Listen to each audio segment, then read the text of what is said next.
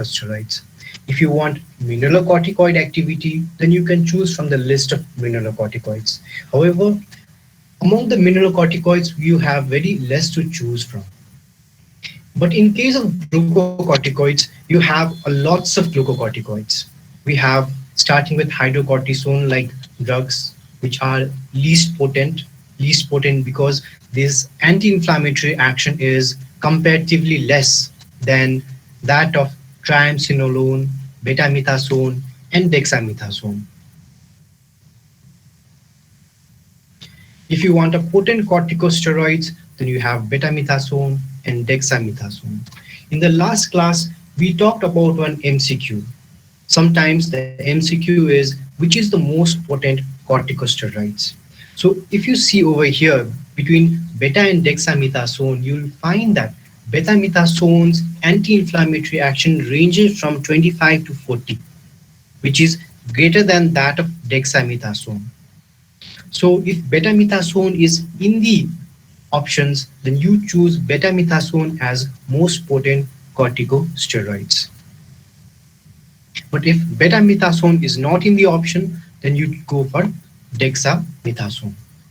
Now, among the mineralocorticoids, you have two drugs. One is fludrocortisone and you have deoxycorticosterone acetate.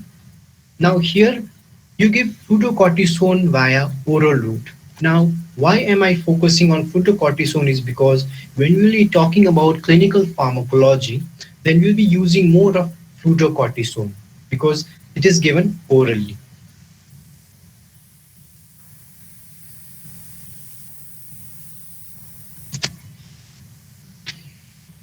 Now, in that list of drugs, we do not have these drugs.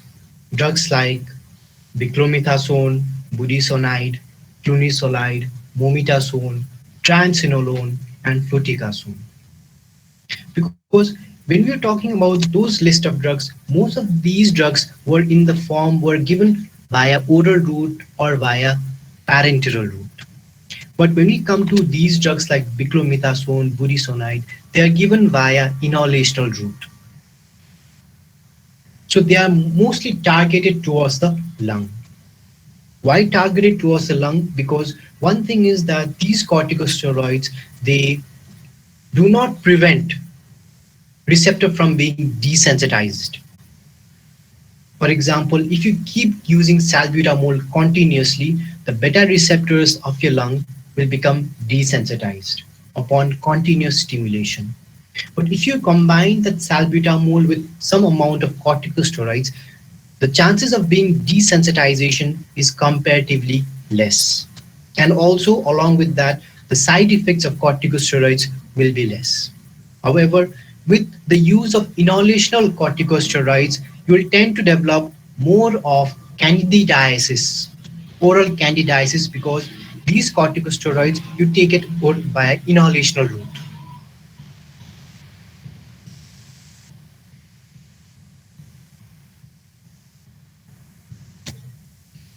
Now we move to the next section that is called clinical pharmacology. The first word over here is the chronic. We'll also come across acute, but we'll start with the chronic. Because chronic is a state in which patient usually does not have symptoms. If it was acute, the patient will not just have symptoms, but there is chances of collapse of the patient at the same time. Whenever you have deficiency of adrenal corticosteroids, then that condition is called Addison disease. Here, ADD add means you have to give corticosteroids to these patients. You have to add corticosteroids.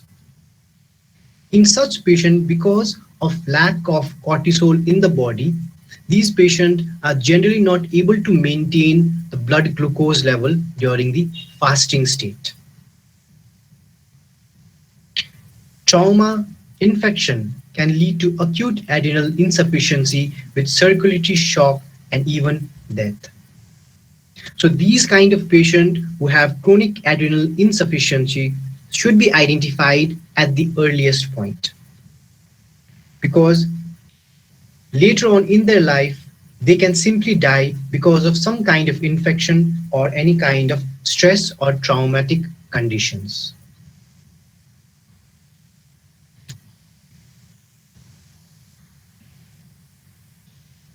Whenever a person has stress, this stimulation cause hypothalamus to release corticotropin releasing hormone that in turn will stimulate pituitary gland that releases ACTH, which stimulates adrenal glands, and this adrenal gland releases aldosterone and cortisol.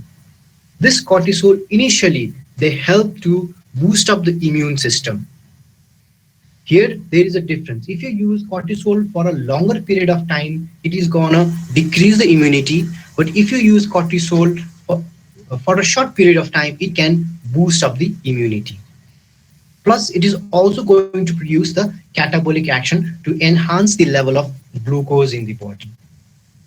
Similarly, aldosterone, on the other hand, helps to maintain your blood pressure by enhancing absorption of sodium. With absorption of sodium, there is retention of water. With retention of water, there is increase in blood volume. With increase in blood volume, you can maintain the blood pressure. So, although this aldosterone is released by the stimulation from the hypothalamus and a pituitary gland, the aldosterone is not just released via this route. There is another route, like whenever there is decrease in blood volume, this stimulates the renin-angiotensin aldosterone system. This system helps to release aldosterone, which also helps to maintain the blood pressure. So there are two pathways for secretion of aldosterone. One is the normal pituitary hypothalamo-adrenal axis, and the next is renin-angiotensin aldosterone system.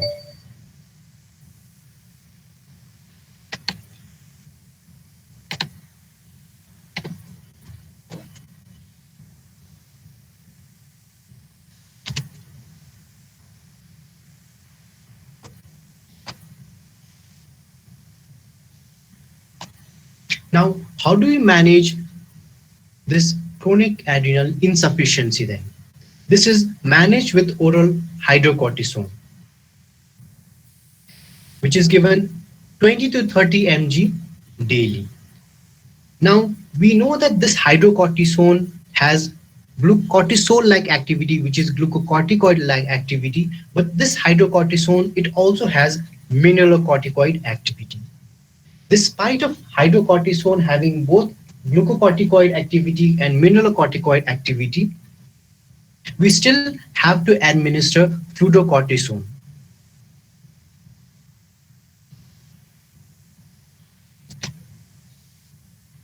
Then we move to the next part, that is acute adrenal insufficiency. Because this is an acute condition, giving hydrocortisone via oral route or fluorocortisone via oral route will not help. This patient requires immediate high level of cortisol in the body, which can be delivered only via parenteral route. So in case of acute adrenal insufficiency, you have to give hydrocortisone 100 mg IV every 8 hours. And also you have to maintain fluid and electrolyte level.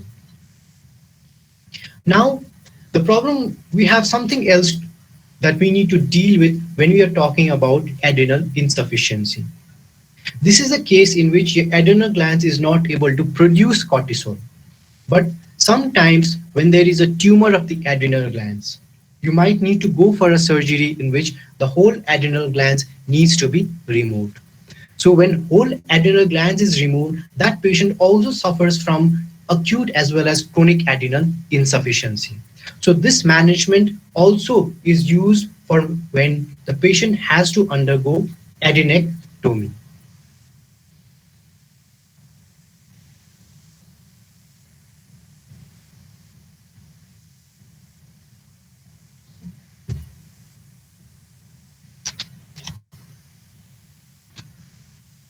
Then we have congenital adrenal hyperplasia. Whether it is acute adrenal insufficiency or chronic adrenal insufficiency or congenital adrenal hyperplasia, they all come under the endocrinal uses. We know that corticosteroids are used for a variety of conditions. And if you want to divide those conditions, they can be divided into endocrinal uses and non-endocrinal uses. And among the endocrinal users, you have adrenal insufficiency, congenital adrenal hyperplasia, dexamethasone suppression test, and fetal lung maturation. Now, this congenital adrenal hyperplasia, the name itself says at the time of birth, there is hypertrophy of the adrenal glands. The adrenal glands become very big in size. But why do they become big in size? This is because the adrenal glands are not able to produce cortisol. Even if they are able to produce cortisol, that cortisol is defective. When cortisol becomes defective, it cannot perform its regular action. But if you go back to this part over here, this cortisol is defective, then this cannot perform its function. But hypothalamus will keep stimulating pituitary gland, and this pituitary gland will keep on stimulating the adrenal glands. Because of continuous stimulation of adrenal glands, this adrenal gland becomes hypertrophy, and which leads to congenital adrenal hyperplasia. But this adrenal gland is only producing defective cortisol. It is not producing defective androgen steroids or sex steroids. There is a defect in synthesis of cortisol. Fetus can be protected from genital abnormality by administration of dexamethasone to the mother. What this is trying to say is that if your adrenal glands is producing defective corticosteroids, it does not mean that all the other steroids that the adrenal gland produces is defective. Pituitary gland will stimulate the adrenal gland to produce more of its hormones. Cortisol might be defective, but the sex steroids that the adrenal gland produces is not defective, which leads to high level of testosterone and estrogen. The high level of testosterone in case of female fetus can lead to virilization, change in sex. So that is why if congenital adrenal hyperplasia is initially detected during the gestational period, then mother has to be given dexamethasone, because this dexamethasone will suppress both the CRH and the ACTH. With suppression of CRH and ACTH, the adrenal gland will not be stimulated further, which leads to controlled secretion of adrenal sex steroids.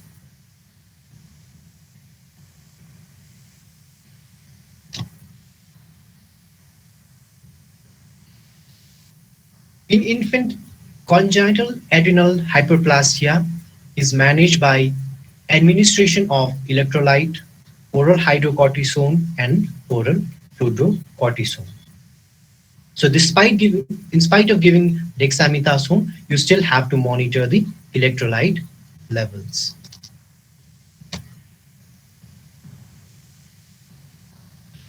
Then we come to the next clinical pharmacological aspect, that is called Cushing syndrome.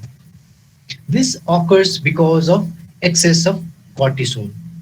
The previous one, which was adrenal insufficiency and congenital adrenal hyperplasia, both were because of deficiency of cortisol. But Cushing syndrome is because of excess of cortisol. This excess of cortisol can be because of ectopic production of ACTH, or it can be because of ectopic production of ACTH due to some other kinds of tumor. If your pituitary gland happens to have some kind of tumor, then your pituitary gland will continuously stimulate or continuously secrete ACTH. This ACTH can be produced from other tumors like lung tumor and other tumors. In both the cases, there is excess production of ACTH, which will stimulate the adrenal glands to produce high level of cortisol. And the patient starts to look like this: rounded plethoric face, truncal obesity, muscle wasting, purple stria, which can be seen over here because of excess deposition of fat. The skin becomes very thin and there appears small lines. Because of the skin being thin, it becomes easily bruised. There is poor wound healing because of high level of glucose in the body. There is osteoporosis, there will be mental disorder, and there is hypertension and diabetes. The hypertension is because of production of excess aldosterone. We have another picture which we have osteoporosis, bruising, and everything that has been mentioned. Now, if you compare these clinical features with our Prime Minister, KP Sharma Oli, who has been taking corticosteroids because of renal transplant. So you'll find most of these features will match with him, including the eighth one.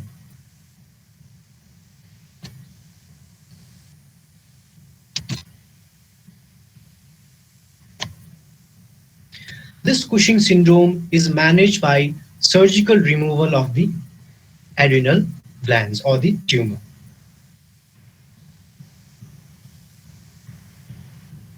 Patient initially needs to be managed on high dose corticosteroids.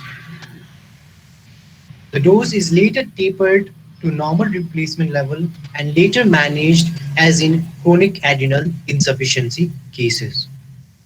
So if there is tumor of the pituitary gland and this pituitary gland is continuously stimulating the adrenal glands to produce high level of cortisol, you need to remove the tumor. When the tumor is being removed, this ACTH may not be produced later on. When ACTH is not produced, adrenal glands will stop producing cortisol. So this condition, which is a Cushing syndrome, when it has been corrected by surgical removal of the tumor, will lead to adrenal insufficiency. And then you have to manage again the adrenal insufficiency throughout the life of the patient.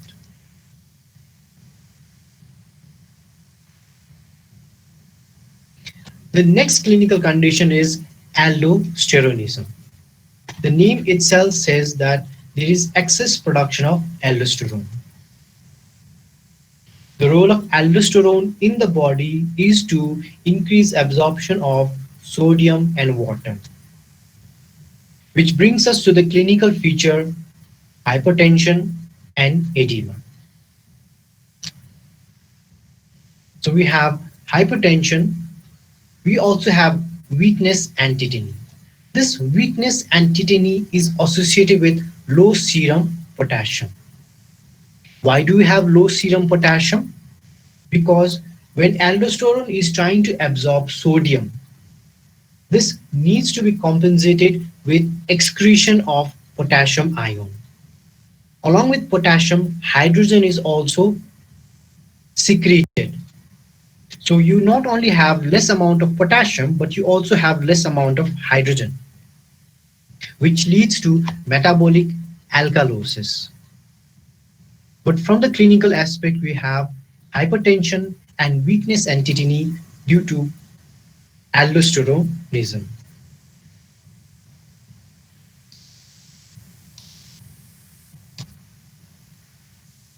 In such condition, you need to give drugs like spironolactone, which is an aldosterone receptor antagonist. It is also one of the drugs that is used for management of hypertension.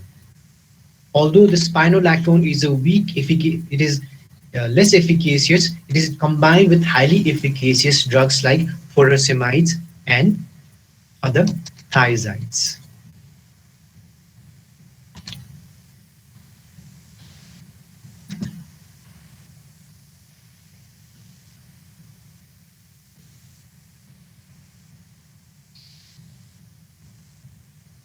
Roshan Shah, are you there?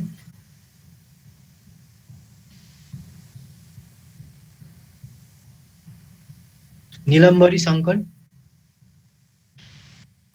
Yes, sir. Okay, could you tell me the answer for this? Hyperaldosteronism causes all except. Metabolic acidity. Very good. Metabolic acidosis.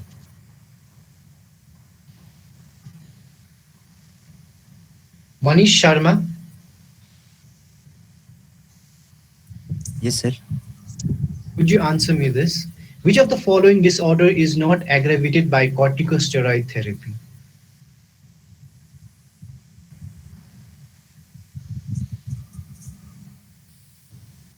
Sir, first. Very good. Congenital adrenal hyperplasia.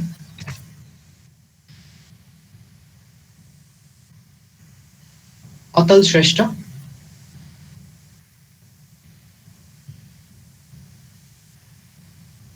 Vanshdeep Sharma,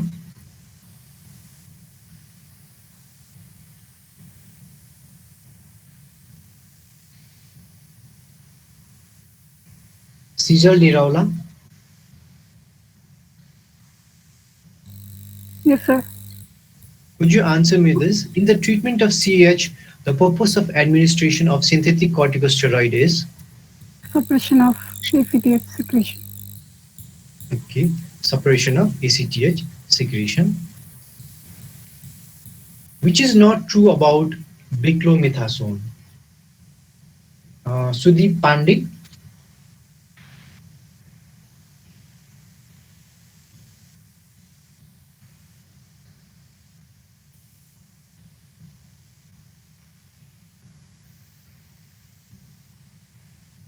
Tenzin Rangdol,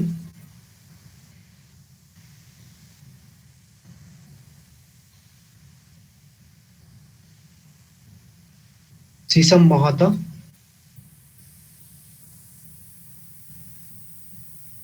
Paras, Yes, sir. could you tell me this? Which is not true about biclomethasone? So one number. No. Would you like to try anything else? Four numbers. No. Yes. First, this is a little bit tricky question, okay? Tricky than the other previous questions. The reason is because we do use biclomethasone for asthma, but biclomethasone is not used alone. It is used with some kind of beta-2 agonist, like salbutamol, terbutaline. And when it is used with other kinds of beta-2 agonists, it is generally used as a prophylactic. When you go out, you don't get asthmatic attack. But if you happen to have acute asthmatic attack immediately, then you'll be requiring a beta-2 agonist, salbutamol, which is rapid acting and a pure beta-2 agonist. So when it is acute asthmatic attack, you go for beta-2 agonist. When you are going for prophylaxis, then you combine biclomethasone with some other beta-2 agonist to prevent desensitization of the receptors.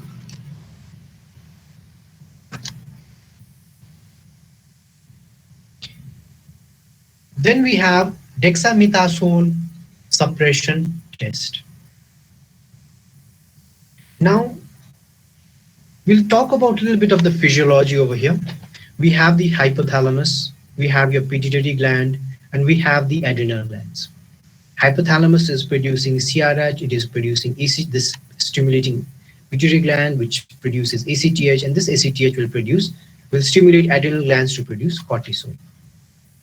This cortisol, when it is present in sufficient amount, it is going to inhibit this ACTH, it is going to inhibit CRH, which we call it as a negative feedback control. Now, cortisol is a natural hormone. It is not supposed to be a very potent or a very strong one. But dexamethasone is a potent corticosteroid.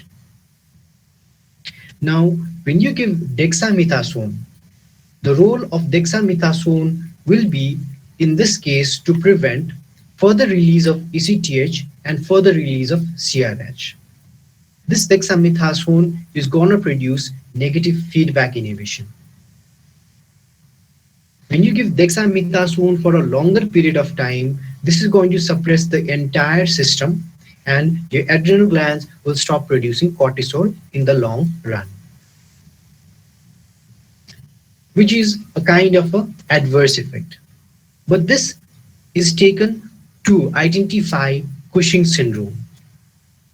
And the test to identify Cushing syndrome is called dexamethasone suppression test.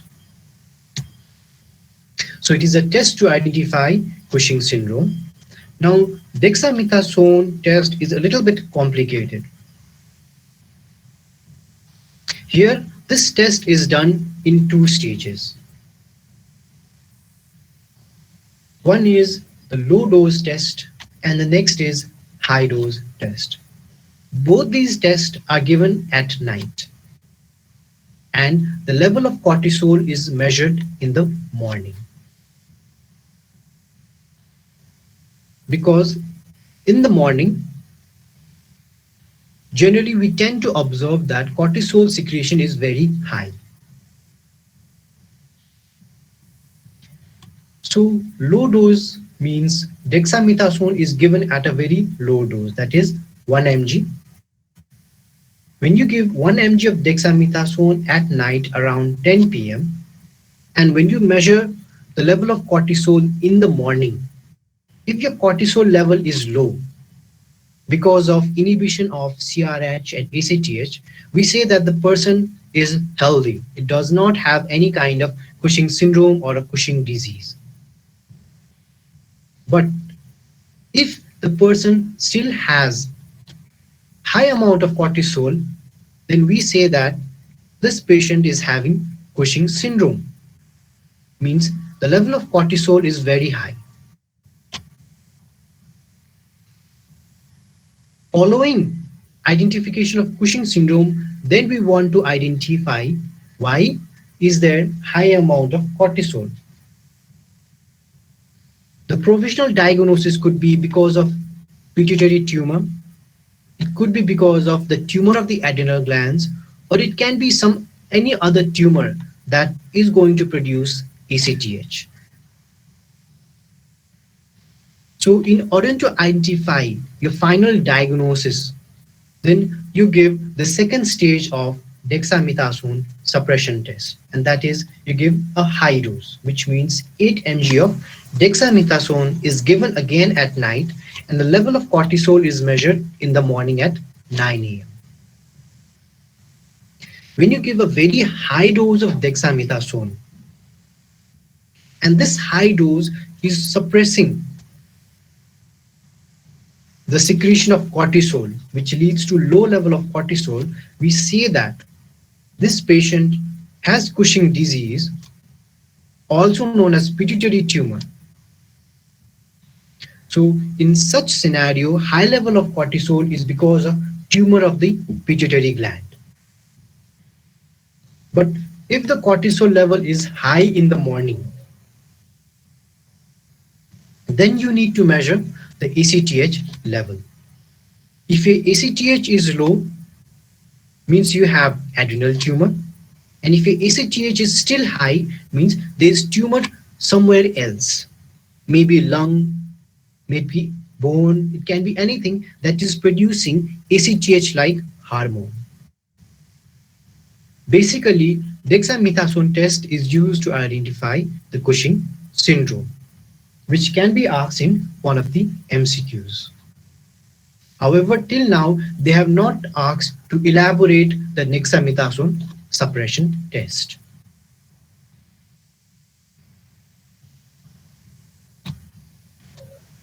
Next is Excuse me, sir. Hazur. So is this test used to differentiate HCTS dependent versus HCTS non-dependent Cushing syndrome? We can be used ACTH dependent and non-ACTH dependent, because here if you see adrenal tumor, it is not ACTH dependent. I'm so glad that somebody asked some questions. Okay, if it is an adrenal tumor, you do not require an ACTH. It is simply producing cortisol.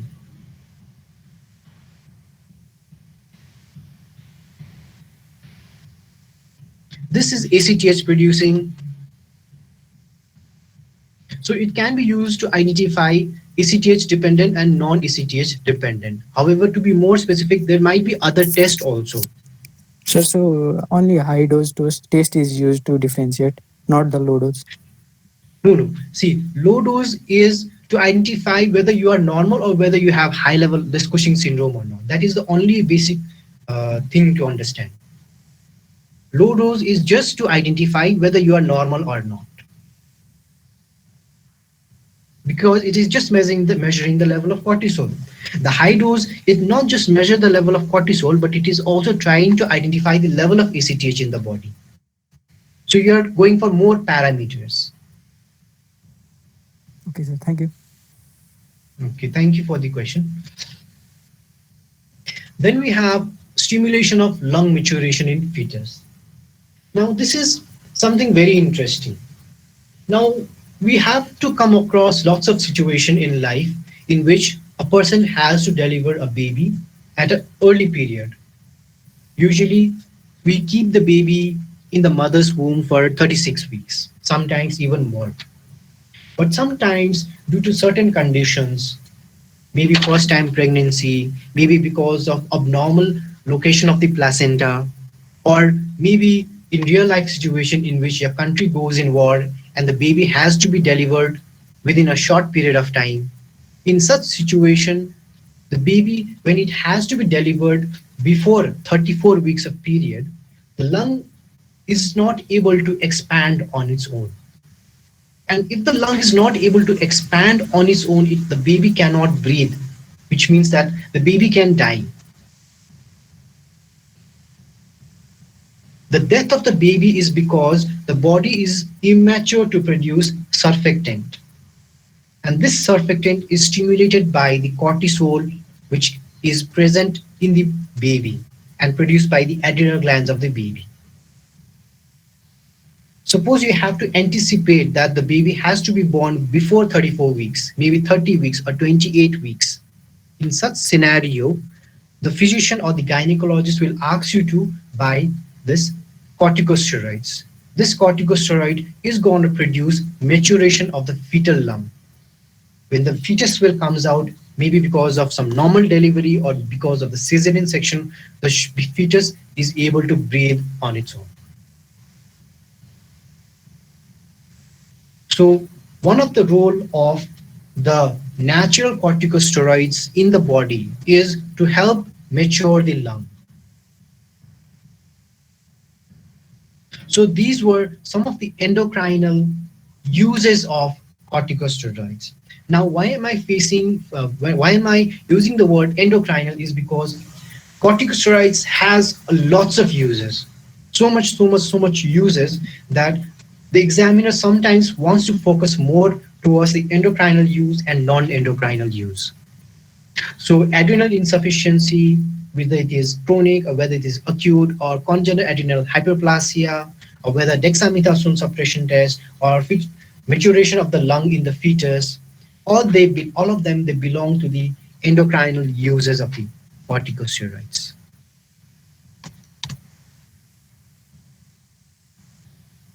Now, when you are trying to mature the lung of the fetus, which corticosteroids should you use then? You have a list from hydrocortisone that goes up to dexamethasone. But among all these drugs, you choose a drug which can reach the fetus. Choosing a drug which cannot cross the placenta, cannot reach the fetus, is not effective. So among the list of corticosteroids, you generally go for betamethasone. However, some of the standard books, they also go for dexamethasone. Now, why we are focusing on betamethasone? is because betamethasone has less plasma protein binding, means it tends to be less bound to the mother. So this makes it more liable to cross the placenta. Plus, this betamethasone does not undergo very fast metabolism in the placenta. So because of its two features, less binding to maternal protein and less metabolism of this drug in the placenta allows this drug to reach the fetus at a higher concentration and allowing maturation of the lung.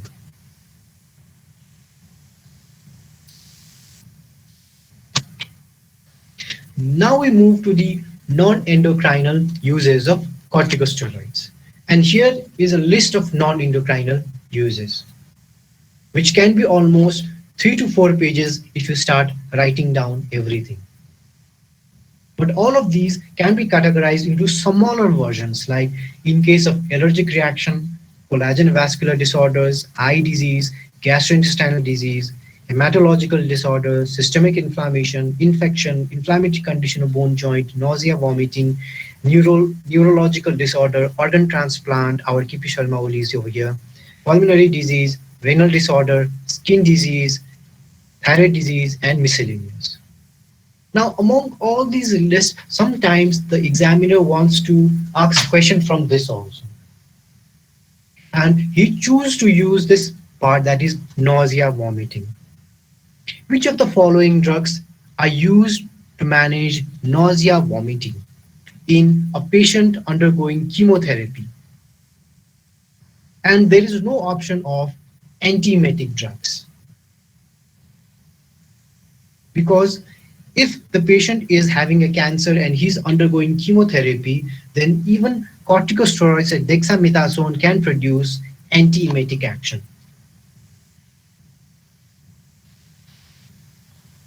This is because corticosteroids inhibits the formation of inflammatory mediators. And these inflammatory mediators are formed because of breakdown of the tumor cells. So from the non-endocrinal use, you have one favorite question of the examiner, that corticosteroids can also be used as antiemetic drugs, but in case of patient undergoing chemotherapy. Not for other nausea vomiting, but nausea vomiting due to chemotherapy.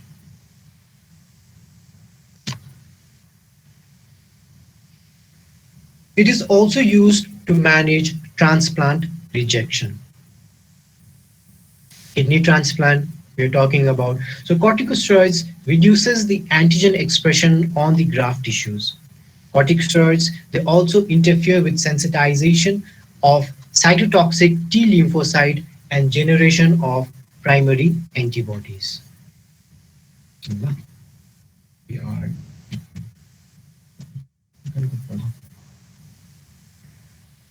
So they interfere with expression of antigen, and they also interfere with the cytotoxic T lymphocytes.